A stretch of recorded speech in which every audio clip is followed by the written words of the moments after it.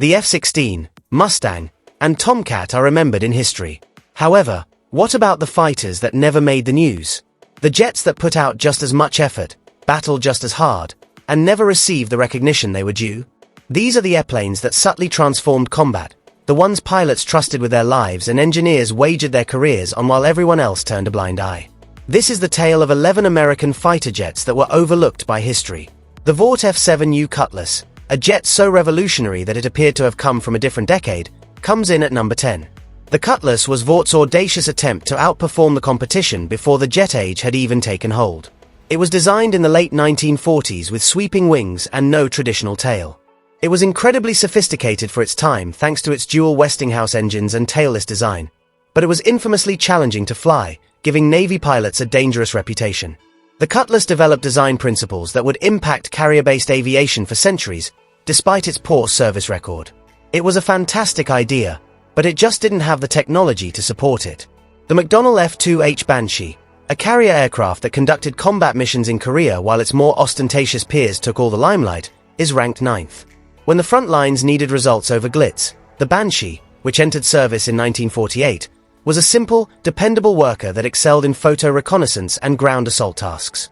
Flying hundreds of missions that directly assisted United Nations ground forces, its 420mm cannons and decent range made it a real menace in the skies over the Korean peninsula.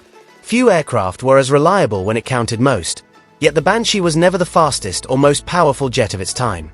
It should be acknowledged considerably more than aviation history has decided to do. The Grumman F-11F Tiger, a sleek supersonic fighter with such advanced aerodynamics that it actually outran its own bullets during a 1956 test flight and struck itself in midair in one of aviation's most spectacular mishaps, is ranked number 8. The Tiger, a carrier-based air dominance fighter with agility, beauty, and true capability, was phased out of frontline duty in a few years as the Navy began to prioritize missile-armed interceptors. It was one of the most aerodynamically beautiful aircraft to ever land on a carrier deck thanks to its Coke bottle fuselage, which was designed under the recently discovered area rule principle. Millions of Americans saw actual supersonic grace for the first time thanks to the Tiger's excellent service with the Blue Angels display team. Due to bureaucratic priorities more than any flaws in its design, it was discontinued far too soon. The Curtiss XP-55 Ascender, an experimental fighter with a pusher design that debuted in 1943 and defied almost all preconceived notions about what a propeller-driven fighter could be, is ranked 7th. The Ascender's swept planform, forward canard wings, and rear-mounted engine gave it a post-war appearance rather than a wartime prototype, and it flew very steadily for such an unusual aircraft. At a crucial point in the shift to jet propulsion, American aeronautical research benefited from the data collected from its development, even though it was never put into production.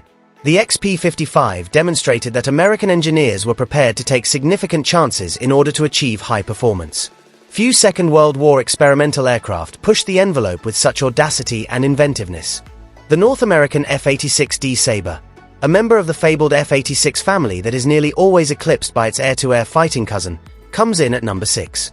The F-86D was a specialized all-weather interceptor that relied solely on a retractable rocket pack filled with 24 unguided Mighty Mouse rockets. It had no firearms at all. It necessitated a level of technical expertise that was unheard of in frontline squadrons of the early 1950s and required pilots to become proficient in an entirely new fire control system. More Air Defense Command squadrons were equipped with the F-86D at its height than any other kind of aircraft in American history. During the most stressful years of the early Cold War, this smart, demanding, and incredibly effective machine guarded American skies. The Lockheed F-94 Starfire, America's first operational jet-powered all-weather interceptor and a direct result of Cold War aviation anxiety, comes in at number 5. During the most perilous time of nuclear brinkmanship, the F-94, which was quickly developed from the T-33 trainer, was put into service in 1950 and given the immediate job of intercepting possible Soviet bombers entering North American airspace. It was one of the few jet interceptors to earn confirmed combat victories in the Korean War, scoring aerial kills under extremely secret conditions. The Starfire was hardly mentioned in popular aviation literature, never commemorated, and never included on recruiting posters. But on the nights when it mattered most, it kept watch over American cities. The Republic XF-103, a hypersonic interceptor idea so ambitious that it could theoretically achieve Mach 3.7, faster than almost anything flying today, comes in at number 4. The XF-103 was created in the early 1950s in response to the increasing threat posed by Soviet bombers. Its groundbreaking combination turbojet-ramjet propulsion system would have rendered it nearly invulnerable at high altitudes. The program was terminated before a prototype ever flew because of financial limitations and shifting strategic priorities, depriving aviation history of what could have been America's most remarkable Cold War weapon. Later high-speed research projects that influenced aircraft like the State Route 71 Blackbird used the engineering work done on the XF-103. It's still one of the biggest hypothetical situations in U.S. military aviation.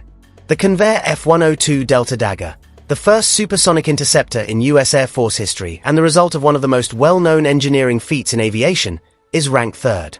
Only the emergency application of the area rule principle, literally reshaping the fuselage mid-program, saved the entire project from cancellation after the initial prototype failed to break the sound barrier in level flight.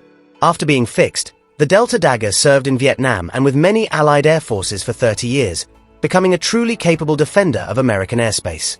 It invented the idea of a weapons system that combined missiles, fire control, and radar into a single automated battle package.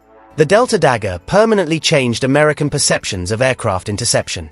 The McDonnell F-101 Voodoo, a long-range penetration fighter that developed into one of the most adaptable aircraft ever made during the Cold War, comes in at number 2. The Voodoo was originally intended to serve as an escort for strategic bombers deep within Soviet territory, but once its original function was abandoned, it was converted into a supersonic interceptor and surveillance platform. During the Cuban Missile Crisis in 1962, RF-101 versions flew the riskiest and most significant photography missions.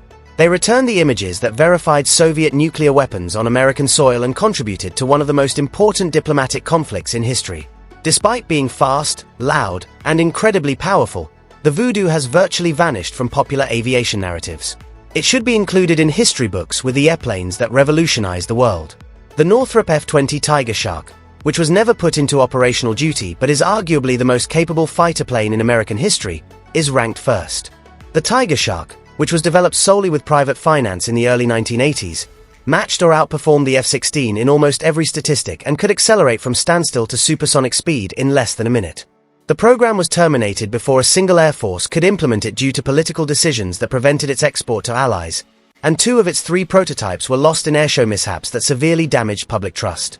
The Tiger Shark was outstanding, reasonably priced, prepared, and never flew in rage. It continues to be the ultimate representation of an airplane that was defeated by the system designed to support it rather than by an enemy. These 10 warriors never rose to fame in the traditional sense. They never showed up on movie theater screens or bedroom posters.